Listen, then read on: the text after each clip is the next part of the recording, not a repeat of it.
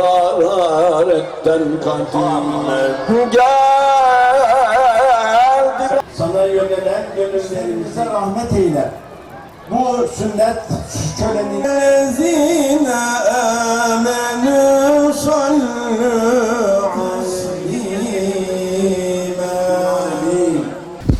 Bu arada tabii sünneti ne zaman yapalım? Hani daha büyük çocuklarda ne zaman yapalım? Şimdi özellikle 1 yaş, 1,5 yaşa kadar bebek sünneti yapılabiliyor.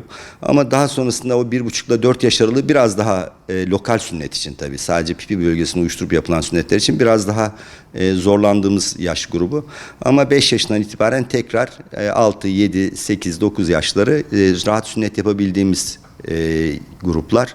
Tabi bu arada çocuk büyük olup da çok korkuyorsa o da var. İlle de lokal anestezi yapacağız diye bir şeyimiz yok. Bu çocukları genel anesteziyle yani uyutarak da yapılabilir. Ama tabii ki her zaman tercihimiz sadece lokal anestezide sünnet yapmak. Son bir şey daha söyleyeyim. Bu çocuk sünnetleri ve bebek sünnetleriyle ilgili lütfen çocuklarınızı hekimlere ve bu konuda deneyimli insanlara sünnet ettirin. Daha sonra düzeltemeyeceğimiz kadar kötü problemler yaşıyoruz. O yüzden sünnet bir kere yapılıyor. Erkek çocuklarda cinsel kimliği belirleyici bir faktör. O yüzden lütfen çocuklarımızı uzman ellere teslim edelim.